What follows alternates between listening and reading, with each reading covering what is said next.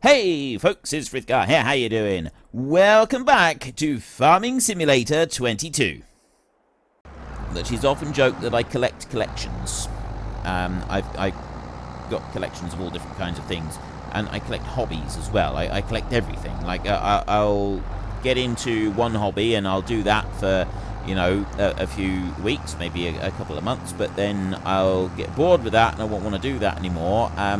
It's not necessarily that I get bored with it and I don't want to do it anymore. What happens is something else comes along and is really, really interesting. And so I kind of put all my focus into that one temporarily, thinking I'm still interested in this other one, but the other one gets replaced.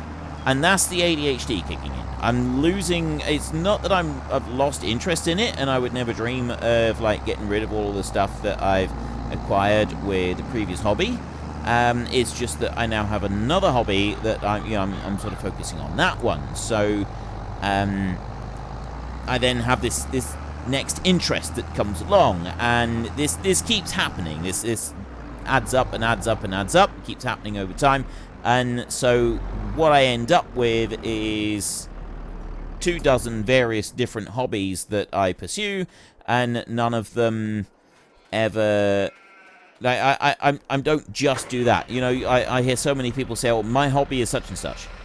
And that's it. That's their hobby. That's what they focus on. That's what they do in their spare time. But they don't do other things in their spare time. They don't have additional hobbies in their spare time. They don't have additional things that they go and do in their spare time. That is it. When they have spare time, that's what they do. Maybe 2 hobbies. Whereas me, I've got like 24 hobbies, so it would be close to the truth. Well, actually, you know, by this time it's probably about 50 different hobbies. But so I do tend to chop and change quite a lot, and that's autism crossed with ADHD. Kind of, it's a big old mess in there.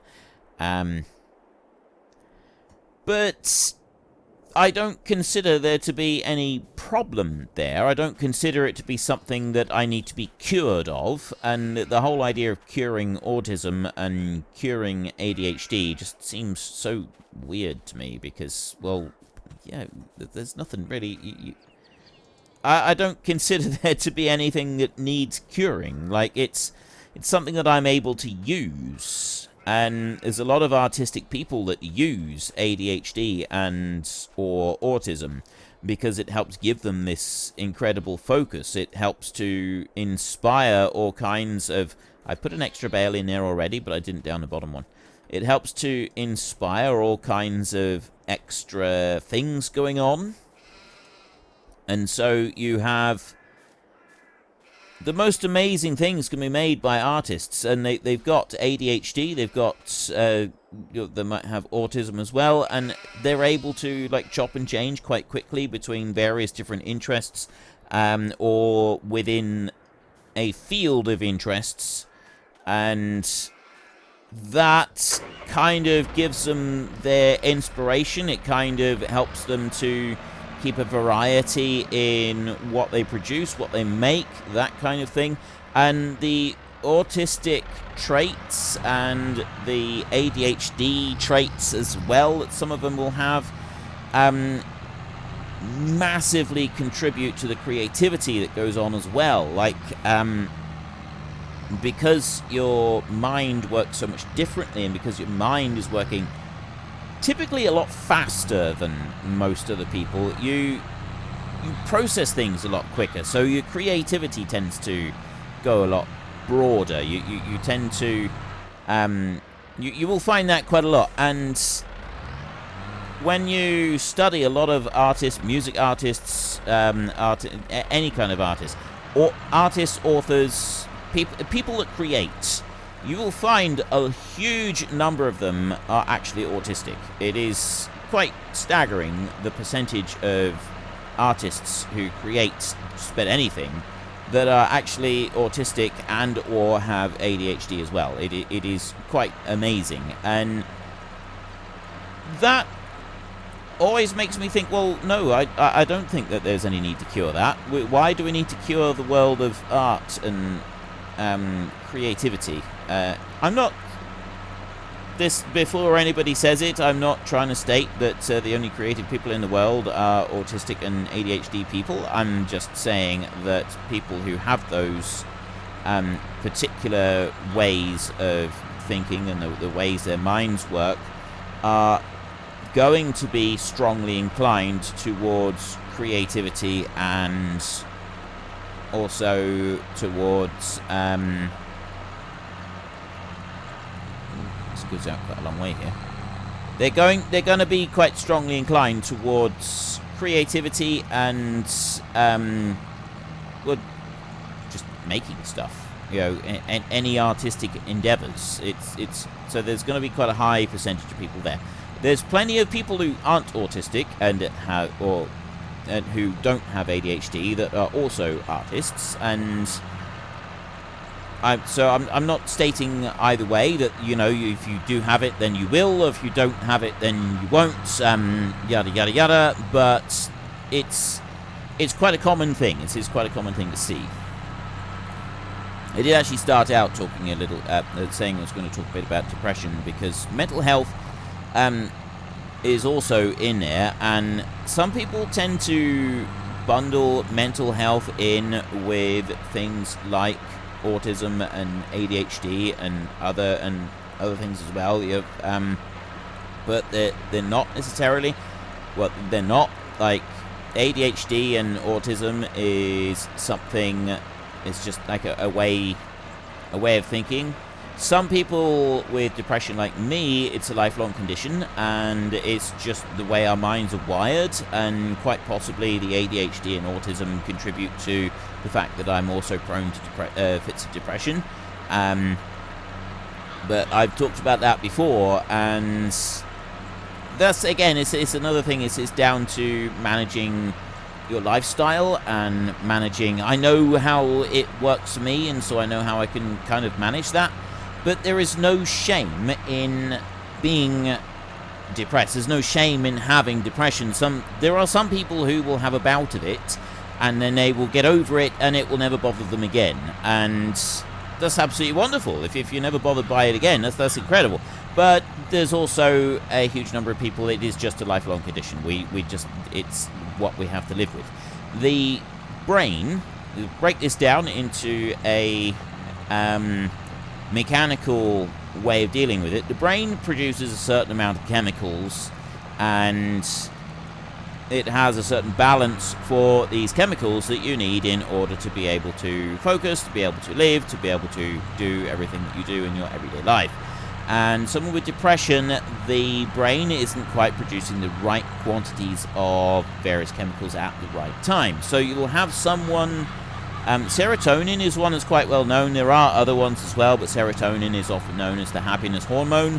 The brain produces serotonin and in little dribbles, and that keeps you reasonably happy. And someone with depression, it tends to overproduce, and then in order to compensate for that, it stops producing altogether. And a normal brain will do this. A normal brain will produce a high level of serotonin when something really good and positive happens in your life, and then when something that's a bit more negative happens, the serotonin levels dip, and you get other hormones put there instead. And this is what will make you cry, what will make you sad, or angry, upset, and so on. There's nothing wrong with crying. Crying's actually a really therapeutic thing. It helps you to process the emotions and move on from them. But typically, women will cry more than men, because there's some property of the estrogen that just produces more of the hormone that allows you to cry. It's something I'm not quite sure, but This does actually happen, and it's been noted by women who have decided to transition from being women to becoming men, and vice versa, that men cry less than women. It's physically much more difficult for men to cry than it is for women to cry, and that's because of hormone balances. So this is neither a good thing nor a bad thing. This is just how it is. The balance in your mind with the serotonin levels is very, very, very delicate. It's extremely delicate. And in a normal person, you have the levels of the serotonin going into your mind. They will fluctuate up and down, and that is quite a normal, regular thing to happen. Now, I'm just going to speed up time a little bit. I'm actually going to jump away from him, and I'm going to go over to this one, and we're going to drive this one back up onto the mountain, because I don't think we need it down here anymore. So, if you are a normal person, now normal, there is no real normal, is there?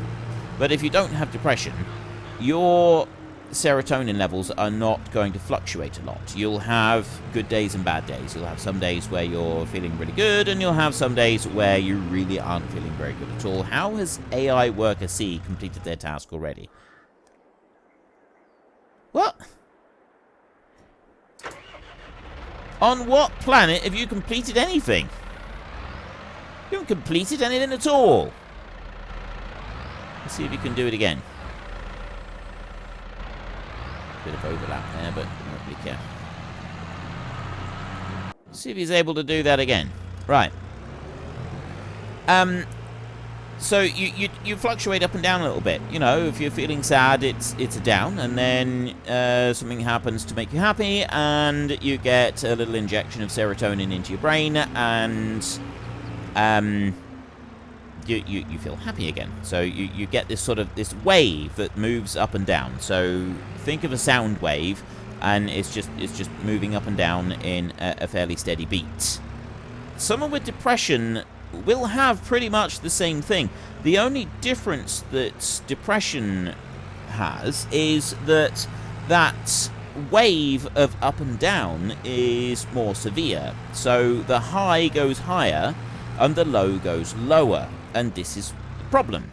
So your high is really high, so you'll find someone with depression, they can be laughing and joking and deliriously happy, and you think that everything's okay. But because you go right up on that high, the brain then says, whoop, whoop, whoop, sorry, I put too much serotonin in the mix there, I'm really sorry, and they cut it off completely. And so then your feelings take a nosedive. Your overall emotional state, it takes a nosedive, kaboom, because the serotonin disappears along with the other cocktail of hormones that you need in order to maintain happiness and so on. It kind of basically, the rug gets pulled out from under you, and instead of a slow slide down, which is what normally happens, you slide down into pretty much, you'd have what I would class as the normal state. You're neither really happy, but you're also not really sad. You're just kind of like, you know, content with the way things are. With depression, you generally skip right past the whole content with the way things are, and you go and dive bomb straight down into not content with the way things are and miserable. And that's because the brain has suddenly cut everything off, and you now have the other hormones sort of mixing into your brain, and it's telling you all sorts of different things. And so then you go into a dangerous low. And I say dangerous because if your mood drops down too much, someone with depression could end up doing something stupid. And it's something that you very quickly learn to identify as a person who suffers from depression lifelong. You quickly realize when you're heading into a low, and you do something about it. I know the general rule is that we don't leave the hired help working overnight, but we are going to, well, that is just going to, we'll say that they've stopped during the night because we're fast-forwarding time so much. I think that's going to be fine. I don't think that's really going to matter. When you reach that low, as someone who lives with depression, you recognize that you are spiraling down, and you take steps to stop the downward spiral and bring yourself back up again, because if you don't, it can go down further, and if it gets down far enough, if your mood drops far enough, you cannot get out of there without help, and that help will come in either the form of tablets that some people take, or self-administered help, whether it's through changing your surroundings, talking to someone, so on. There's all different kinds of ways. Unfortunately, there is no set method of doing it. Every single person's brain is different, and in order to trigger the brain to successfully release the correct amounts of serotonin and the correct amounts of the hormones to bring you back up again so that you're not feeling way down and wanting to harm yourself, you need to figure out for yourself what your trigger levels are, what you've got to do in order to be able to break that cycle. And it's difficult. It's definitely difficult. It's not an easy thing to go and do. It's not easy to go and ask for help doing that. But I can speak from experience. Sometimes you do need to go and ask for help. Sometimes you need the tablets to help you. Especially if you've not really realized what it is that you've got, and so you haven't been working to treat it properly. I know exactly what I've got now. I've spent a few months, I spent 6 months at one point, and then a few months at another point on tablets to balance me out a bit. And the tablets, they're not a bad thing. If someone says they're on antidepressants, this is not a bad thing. This is a good thing, because they've realized that there's something going on, and so they've sought help. And the help, what the tablets do is that they even things out for you a bit. Instead of having that wild up and down all the time that you have to live with, what the tablets do is they remove the up and down, and they make life just a little bit smoother for a while. It's very, very weird, though. It's very weird. Having spent my whole life living with the wild up and down, removing the ups and the downs is a very, very weird thing. It is really odd, but sometimes you need to do that in order to sort of bring back a little bit of balance. And some people will live with antidepressants almost their whole life, and that's how they can control it, and it's the only way they can control it. Others will come off of the tablets and go back onto that wild roller coaster, but learn how to control it better so that it's not quite such a wild ride. And that's what I've managed to do. I've been fortunate that I've been able to do that. And I kind of use it a little bit. I can push myself up a little bit so that I can get all enthusiastic about a game or making a video or something like that. I'm not on a particularly massive high right now, but I'm definitely not on a low. I've got to be aware that if I push myself up too high so that I'm getting really, really excited about something, there is the fact that there will be a impending low that I have to compensate for as well. And so I can take steps to deal with that before it happens. But this is what it's like living with depression. It's not something that you need to be ashamed of in any way. And I know that there are so many of you who watch who do also have depression, the same as me. We're all in the same boat. We have it in different ways. It manifests in different ways. You treat it in different ways, but I know that there are a lot of you out there who have it, and I want to say to you right now, do not be ashamed of it. It is nothing to be ashamed of. If you are not ashamed to go to a hospital with a broken leg, then don't be ashamed to go to a hospital with a broken mind either. It is literally your brain is incapable of releasing the right quantities of chemical at the right time that is causing this. It is not because you as a person have failed in any way. There is nothing wrong with you like that. Not even a little bit. You are absolutely fine. There is a medical problem, and it is a proven medical problem. There's scans have been done of people's brains. People who are suffering from depression, they've done scans on their brains, and their brains are way, way, way different in appearance on an MRI scan than someone who's not got depression at the time. It's like someone's turned off all the lights, and it's weird. But it's there, and there's absolute categoric proof that it's not just a thought thing. It's not just, someone getting overly emotional, which I never really understand. Right? Why is it okay for men to be raging angry or laughing? That's emotion. That's emotional. But it's not okay for a man to be sad. Right? Since when? Since when is it not okay for a man to be sad and upset? That's emotion. Same as being happy is emotion, being angry is emotion, is all emotion. Everything, every single part of it is an emotional state. And saying, oh, someone's just being overly emotional, that's absolute rubbish. I would, if this wasn't a family channel, I would be swearing right now, because it makes me so mad that you get this absolute, utter nonsense. Oh, he's just being emotional. No, they're not just being emotional. They've got a... I have got a medical problem. Right? Now, this medical problem is something that I have learned over many years to be able to self-medicate, so I don't need to take tablets for it, but there have been times when I need to take tablets for it, and there's very likely to be more times in the future when I'm going to need to go and take tablets for it in order to help manage it. That doesn't mean that there's anything inherently wrong with me. And it doesn't mean that there's anything inherently wrong with any of you either that are watching this, that have depression or anxiety or any of the other huge number of issues that can come up. Right? It's no different to having a broken leg. If you've got a broken leg, you don't just, oh, it's all in your mind and fix it through the power of positive thought.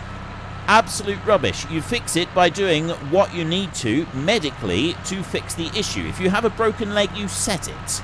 If your mind is broken with anxiety, depression, anything like that, then you need to set your mind as well. You need to put a cast on it. Whether that is through taking tablets, whether that is through changing your environment, and yes, you can do it through just changing your thought pattern, but it almost always needs more than just a thought pattern change in order to combat how the cocktail of chemicals that is your hormonal balance is dealt with. And some people will have incredible difficulty with this. Some people will get struck down with a flesh-eating bacteria that will consume 3/4 of their legs and one of their arms. Right? It's just bad luck when something like that happens, and then you learn to deal with it afterwards, don't you? And this is just how life is. So, yeah, if you have depression, if you have anxiety, if you have any of these conditions, there is nothing more wrong with you than someone who has taken a fall and broken their leg. There is nothing more wrong with you than someone who's suffering from a migraine. There's nothing more wrong with you than someone who is in hospital having a triple bypass heart operation because they've eaten 27 cakes every day for the last 45 years. Right? There's nothing more wrong with you than any of those people. There may be considerably less wrong with you than the person who's having the heart bypass operation because of all the cake, but, you know, these things happen.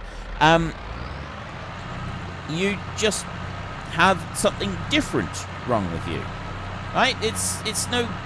Someone with the broken bone is not looked upon any worse than the person who's got a heart problem. But for some strange reason, if your mind, if your brain is not physically releasing the correct cocktail of chemicals at any given time, society in general seems to think that they should be looking down on us. Well, no, I don't accept that. I never have and I never will, and I will fight every single time I hear nonsense about, oh, it's not right and it's all in your head. No, it's not. It's absolutely not. It's not just all in your head. There is actually something physically wrong there, and therefore it can be treated, right? It's not just a thing that you're doing in order to get attention, and do not let anyone tell you that you're doing it just to get attention and you need to just, you know, get over it, because that's not how it works. Right, anyway, enough ranting. I think I've made my point. We've got fields coming along quite nicely up here. We're on August the 2nd right now. I'm going to go and sleep again so that we move into September. And then I think we're going to need to go and get some water for the sheep up there. So if we run over here a moment and we have a little bit of a kip like that, we can then, once we wake up again, we'll go and take a look at the greenhouses. So September is rolling on. Right, sheep, we have now got one full pallet of wool and a little tiny bit, and they're both the same. Both pens are producing the same amounts. We've still got water. We could do with putting a little bit of food in, so we'll take a bale and we'll drop that in for each pen as well. And I think today needs to be the day that we carry a bit of food down the mountain. A bit of greenhouse produce down the mountain. And also wool, which we will take to the spinnery. We've got 36,000 euros at the moment. We're going to need to also water the sheep, and we will check the greenhouses for their water level as well, and we'll see what we've got there. So let's go and chuck that one in there. And chuck that one in there. And I think we will slow time down a little bit now. Let's have a look at this. Let's go to 10 times. 10 times is fine. And right now, tomatoes and strawberries. Tomatoes are on 477. It's been down for a long... That is way, way down. Maybe we should wait until like December, January, and then do it.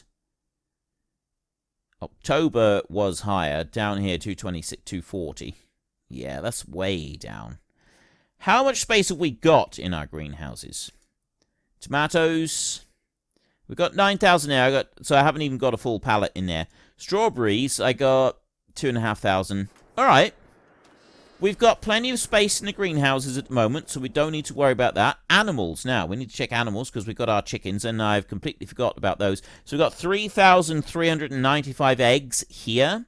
Grain, we're down to 6,000. So we're actually doing all right with them. Chickens, we've got 110 brand new chickens this month.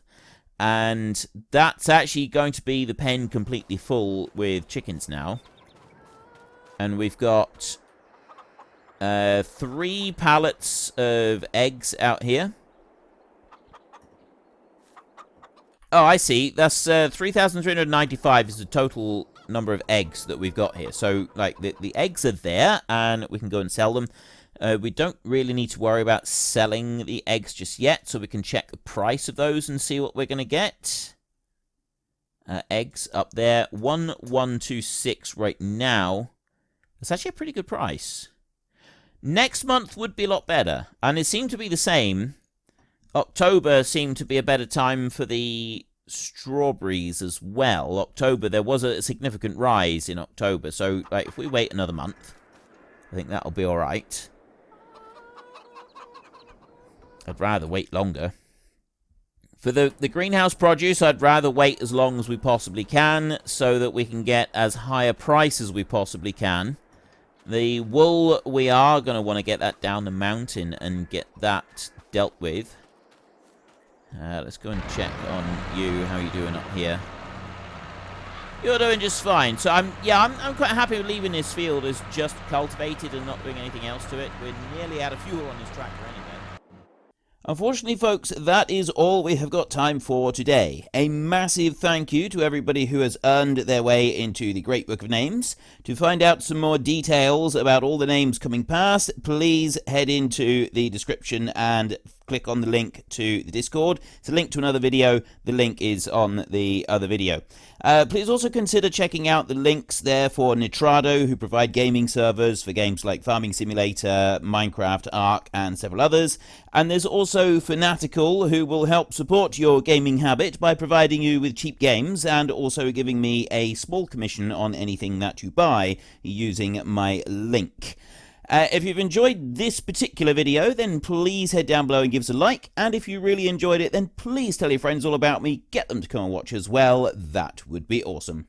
And until next time, thank you very much for watching. This is Frithgar. Goodbye, and see you later.